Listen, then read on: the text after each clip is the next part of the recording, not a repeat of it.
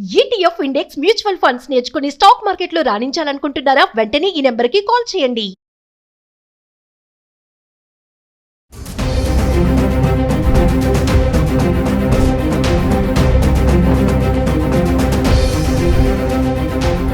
నమస్తే, welcome back to Suman TV. ప్రస్తుతం మనతో పాటు ఉన్నారు consumers affairs committee chairman Mandari Krishna Reddy గారు.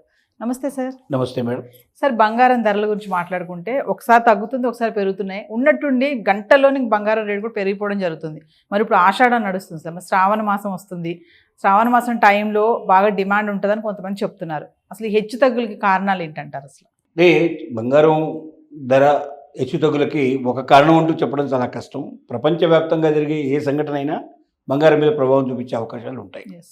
ఇప్పుడు ముఖ్యంగా ట్రంప్ నిర్ణయాలు, మొన్నటిదాకా ఈ దేశాన్ని తగ్గిస్తాను ఆ దేశాన్ని తగ్గిస్తానని చెప్పిన వాడు నిన్న ఒకేసారి అలా కోపం వచ్చేసి బ్రిక్స్ సంబంధించిన సమావేశాల్లో వాళ్ళు బ్రిక్స్ కరెన్సీని తీసుకొస్తామని చెప్పి నిన్న ఒక నిర్ణయం తీసుకున్నారు. అంటే డాలర్ని పడగొట్టాలని, డాలరుకు ప్రత్యామ్నాయంగా బ్రిక్స్ కరెన్సీ తీసుకొస్తానని ఎప్పుడైతే చెప్పాడో ఆ మాటతో విపరీతమైనట్టు ఊగిపోయే పరిస్థితి ఏర్పడి, నేను ఈ బ్రిక్స్ దేశాల్లో ఎంతమంది అయితే పాల్గొంటున్నారో వీళ్ళందరికీ 10% ఎక్కువగా అన్నిట్లలో కూడా వెంటనే నేను పన్ను పెంచేస్తాను, వాళ్ళు మా దేశానికి సప్లై చేసే అన్ని ఐటమ్స్ మీద 10% పెంచేస్తానని చెప్పాడు. పిచ్చివాడు ప్రేరేపణలాగా ఉంటుంది. రాత్రి ఏం మాట్లాడతాడో, పొద్దున ఏం మాట్లాడతాడో, ఏ క్షణంలో ఏ నిర్ణయం తీసుకుంటాడో, ఒక పరిపూర్ణమైన ఆలోచన విధానం ఉండేటువంటి ఒక ప్రెసిడెంట్ మాట్లాడినట్టుగా మాట్లాడలేదు. ఇంత ముందుకు అమెరికా చరిత్రలో ఏ ప్రెసిడెంట్ ఇలా మాట్లాడినవాడు కానీ, ఇలాంటి నిర్ణయాలు తీసుకున్నవాడు కానీ, ఇలాగా తన పొగరుని చూపించేటువంటి ప్రయత్నం చేయడం కానీ ఎవరూ చేయలేదు. దీనికి భిన్నంగా చేస్తున్నాడు కాబట్టి ట్రంప్ నిర్ణయాల మీద కూడా కొంత ఆధారపడే పరిస్థితి ఏర్పడింది. ఇంకా మనకు అటువైపున యుద్ధాలు కూడా పూర్తిగా తగ్గినట్టుగా లేదు. వీటన్నిటినీ దృష్టిలో పెట్టుకొని ఇవాళ కొంత తగ్గుముఖం కనపడుతుంది. ఇంకా కొద్ది రోజులు ఇట్లా తగ్గుముఖం ఉండే అవకాశాలు కనబడుతున్నాయి మనకు. మనం 70-75 వేల దాకా కూడా వెళ్ళినా ఆశ్చర్యపడాల్సిన అక్కర్లేదు. కానీ అదే స్థిరంగా ఉండి అక్కడ మళ్ళీ ముందుకు వచ్చే పరిస్థితి కూడా ఉండొచ్చు.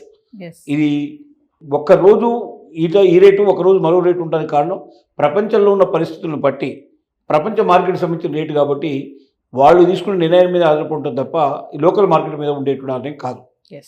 ఇది దీంట్లో ఉన్న పరిస్థితి. అంటే సార్, ఇలా హెచ్చు తగ్గులు అవుతున్న క్రమంలో ఎవరైతే బంగారం కొనుగోలు చేస్తూ ఉంటారు పెద్ద మొత్తంలో, అలాంటి వాళ్ళకి ఏమైనా ఎఫెక్ట్స్ ఉంటాయంటారా? ఇలా రేట్స్ ఫ్లక్చువేట్స్ అవుతుంటే అంటే అలాంటి వాళ్ళు చాలా జాగ్రత్త పడతారు. పెద్ద మొత్తంలో పర్చేజ్ చేసేటువంటి వాళ్ళు రేపొద్దున హెచ్చు తగ్గులకు కూడా సిద్ధపడేటువంటి వాళ్ళే కొంటారు తప్ప మామూలు వాళ్ళు కొనరు. ప్రభుత్వాలు కొనుక్కునేవేమో అవి రిజర్వ్ బ్యాంకులో పెడతారు. దానికి ఈ రేట్లతో పెద్ద సంబంధం ఉండదు. వాళ్ళు ఆనాటికి ఎంత బంగారం ఉందో చూపి దాని నిల్వ ప్రకారంగా ఏం చేయాలనేది వాళ్ళు దేశానికి సంబంధించిన ఒక నిర్ణయం ఉంటుంది, దాని ప్రకారం పర్చేజ్ చేస్తారు. ఇక పెద్ద పెద్ద ఎత్తులో కొనేవాళ్ళు అప్పటికప్పుడు, అంటే వాళ్ళకి ఆల్రెడీ ఆర్డర్స్ ఉంటాయి. వాళ్ళకి ఒక వారానికో 15 రోజులకో నెలలకు ఉండే 10 రోజులకు ఉండే ఆర్డర్స్ని బట్టి ఈ రేటు నడుస్తుంది, మరి కొనమంటారా అని ముందుగా వాళ్ళకి సంబంధించినటువంటి కస్టమర్స్ని అడిగి తీసుకోమని చెప్పిన తర్వాత తీసుకుంటారు. హెచ్చు తగ్గులతో వాళ్ళకి సంబంధం లేకుండానే ఉంటుంది. ఇక పెద్ద రిస్క్ తీసుకునే వాళ్ళు పెద్ద వ్యాపారస్తులు ఏంటంటే ఒకరోజు తగ్గుతుంది, ఒకరోజు పెరుగుతుంది. పెరిగినప్పుడు వాళ్ళకి కొంత వస్తుంది, తగ్గినప్పుడు కొంత పోతుంది. అది బ్యాలెన్స్ చేసుకుని కొంటూ ఉంటారు. కాబట్టి దీనికి పెద్ద సంబంధాలు ఉండవు. అంటే ముందు శ్రావణ మాసం వస్తుంది అని అంటున్నారు. ఆ టైంలో గోల్డ్కి చాలా డిమాండ్ ఉంటుందని చెప్పేసి ఒక న్యూస్ అయితే ఉంది సార్. అనలిస్ట్ నిపుణులు చెప్తున్నారు.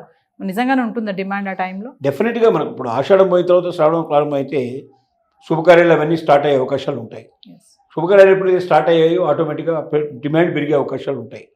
ఎందుకంటే ఆషాఢ మాసంలో ఎక్కువగా మ్యారేజెస్ అవి జరగవు కాబట్టి, పెద్దగా శుభకార్యాలు జరగవు కాబట్టి డెఫినెట్గా కొద్దిగా డల్గా ఉండే అవకాశం ఉంది. శ్రావణ మాసం నుంచి అది పెరిగే పాసిబిలిటీస్ ఉన్నాయి. అది మార్కెట్లో అందరికీ తెలిసిన విషయమే. డెఫినెట్గా కొంత మార్పు వస్తుంది. అంటే బంగారానికి డిమాండ్ పెరుగుతుంది, అంత మాత్రంలో రేటు పెరుగుతుంది అనేది మనకు గ్యారంటీ లేవు. డిమాండ్ మాత్రం పెరిగే పాసిబిలిటీస్ ఉన్నాయి. సార్, మామూలుగా బంగారంలో తరుగు అంటారు కదా సార్, తరుగుని ఎలా లెక్కిస్తారు అసలు? హాల్మార్క్ అంటే ఏంటంటే గత వీడియోలో మీరు చెప్పారు హాల్మార్క్ గురించి. ఒకసారి మళ్ళీ అంటే తరుగు అనేది ఎలా లెక్కిస్తారు? మనం ఎక్కడ మోసపోయే ఛాన్సెస్ ఎక్కువగా ఉంటాయి? స్వచ్ఛమైన బంగారం 24 క్యారెట్ ఏదైతే ఉన్నదో 99% అది పర్ఫెక్ట్గా ఉండేటువంటి పాసిబిలిటీ ఉంటాయి, ప్యూరిటీగా ఉండేటువంటి. దాంట్లో ఏ రకమైంది కూడా దాంట్లో కలవకుండా బంగారం రూపంలో ఉంటుంది. కానీ బంగారం మెత్తగా ఉంటుంది, దీంతో ఏ వాటిని ఆభరణాలు చేసినా గట్టిగా నిలబడవు అవి. కాబట్టి దానిలో గట్టిదనం చేకూర్చడానికి చేసే ప్రయత్నం ఏంటంటే 22 క్యారెట్స్ బంగారం. 22 క్యారెట్స్ ఏంటంటే 91.6% పర్ఫెక్ట్ గోల్డ్ ఉంటుంది. మిగతాది 8.4% దాంట్లోపల మనకు రాగి కానీ వెండి కానీ ఇంకా రకరకాల వాహనాలు అంటే ఎందుకు కలుపుతారంటే దానికి పట్టి నగ తయారు చేసే దాన్ని బట్టి ఏం కలపాలి దాంట్లో వాళ్ళు డిసైడ్ చేసుకుంటారు. అది దాన్ని పెట్టి నేను కలిపేస్తాను.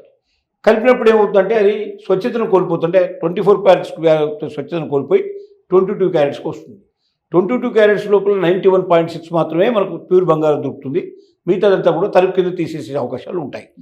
అదే 22 నుంచి 18 క్యారెట్స్ కూడా ఉంటుంది. 18 క్యారెట్స్కి వచ్చేసరికల్లా 75% మాత్రమే ప్యూరిటీ ఉంటుంది. 25% ఇతర లోహాలన్నీ కలిపేస్తారు. అంటే దీన్ని బట్టి నగ మనకు కొనేటప్పుడు వాడు తిరిగి మళ్ళీ తీసుకునేటప్పుడు ఏం చేస్తారంటే ఇవి తీసేస్తారు, తలుపు కింద తీసేస్తారు. అంటే 22 క్యారెట్స్లోనేమో 8.4% తీసేస్తారు. 18% లోపల 75% అంటే 25% తీసేస్తారు. ప్లస్ మజూరీ చేసినందుకు అయ్యేటువంటి ఖర్చులు కలుపుతారు. ఏది కొనుక్కునేటప్పుడు వీళ్ళకి అమ్మేటప్పుడు మనకు నగ తయారు చేసి ఇచ్చేటప్పుడు దాంట్లో 90 అంటే ఇంతవరకే లెక్క కడతారు. బంగారాన్ని 22 క్యారెట్స్ బంగారం కాబట్టి 91.6% బంగారాన్ని లెక్కగట్టి మిగతా లోహాలకు ఎంత అవుతుందో దాన్ని లెక్కగట్టి ప్లస్ తయారు చేయడానికి ఎంత అయ్యే ఖర్చు అది లెక్కబట్టి తీసుకుంటారు. అదే అమ్మేటప్పుడు ఏమవుతుందంటే ఆ తరుగు తీసేయడం జరుగుతుంది. దాంట్లో ఎంత తరుగు పోయిందో ఇప్పుడు తరుగు తీసేయాల్సింది కదా అంటే 91.6% మాత్రమే ప్యూరిటీ ఉంటుంది కాబట్టి అందుకే లెక్క కడతారు. మిగతా తరుగు కింద తీసేస్తారు. అలాగే మజూరీ దానికి ఉండదు కాబట్టి అమ్మేటప్పుడు ఒక రకమైన పద్ధతి, కొనేటప్పుడు ఇంకో రకమైన పద్ధతి ఉంటుంది. ఈ రకంగా చేస్తారు. సో మామూలుగా నగలు తయారు చేయించుకోవడం మంచిదంటారా రెడీమేడ్గా కొనుక్కుంటే? అంటే కస్టమర్కి ఇక్కడ ఎక్కడ ఎక్కువ లాస్ ఉంటుందంటారు? అంటే కొంతమందికి నమ్మకం ఉండదు. కొంతమంది ఏం చేస్తారంటే తన ఎప్పుడు తయారు చేయించే దగ్గరే చేయించడం అనేది ఒక ట్రెడిషనల్ పద్ధతిలో తయారు చేస్తారు. వాళ్ళ మీద నమ్మకాలు 100% వీళ్ళకు ఉంటాయి. అంటే గోల్డ్ కరెక్ట్గా ఉంటుంది, దాంట్లో అన్ని రకాల పర్ఫెక్ట్గా తయారు చేస్తారు, నమ్మకంతో చేస్తారు. కానీ వీళ్ళు కూడా డిజైనర్స్ని పెట్టి చాలా భారీ ఎత్తున తయారు చేస్తారు కాబట్టి ప్యూరిటీ అనేది చేసేందుకు ఎవరికైనా అవకాశాలు ఉంటాయి. పెద్ద దాంట్లో ఏమాత్రం ప్యూరిటీ టెస్టింగ్ చేయమని మనం చెప్తే దానికి సంబంధించిన పర్సన్స్ చెక్ చేసి ఇస్తారు. తర్వాత హాల్ మార్క్ కంపల్సరీ ఉంది కాబట్టి ఇప్పుడు హాల్ మార్క్ లేని ఆభరణాలు ఎవడు అమ్మడానికి వీల్లేదు. బయట చేయించినా అక్కడ చేయించినా హాల్ మార్క్ చేయించాలనేది కండిషన్ ఉంది. కాబట్టి బయట ఒక్కొక్కరి దగ్గర మనం వెళ్ళి మనం ఇండివిజువల్గా చేయించుకునే దగ్గర హాల్ మార్క్ లేకుండానే ఇస్తారు వాళ్ళు. అంటే వాళ్ళు పెద్దగా వాళ్ళు గవర్నమెంట్ దగ్గర రిజిస్ట్రేషన్ చేసుకొని ఉండరు కాబట్టి ఇలాంటి వాళ్ళని పట్టుకోవడం కష్టం గవర్నమెంట్కి. కానీ ఆభరణాలు అమ్మేటువంటి వాళ్ళు తప్పనిసరిగా గవర్నమెంట్ దగ్గర రిజిస్ట్రేషన్ చేసుకుని ఉంటుంది కాబట్టి ఆభరణాలు బయట విక్రయించే ప్రతి ఒక్క వ్యక్తి తప్పనిసరిగా హాల్ మార్కు దాని ముద్ర ఉండాల్సింది. దాని మీద అలాంటి ముద్ర ఉన్నదే మనం కొనాలి. అలా లేకపోతే మనం వెంటనే కంప్లైంట్ కూడా ఇవ్వాలి. ఆ హాల్ మార్కు ఉండినప్పుడు మనకు 100% రక్షణ ఉంటుంది. రేపు భవిష్యత్తు లోపల 22 క్యారెట్స్ అంటే 22 క్యారెట్స్ తప్ప ఖచ్చితంగా కొనాల్సిందే.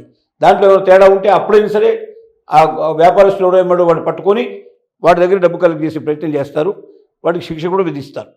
కాబట్టి హాల్ మార్క్ అనేది మనకు ఒక ISI ముద్ర లాంటిది. మన దగ్గర అది ఉంటే అంటే ఆ బంగారానికి ఖచ్చితంగా వాల్యూ మనకి ఎప్పటికైనా వస్తుంది. Thank you sir.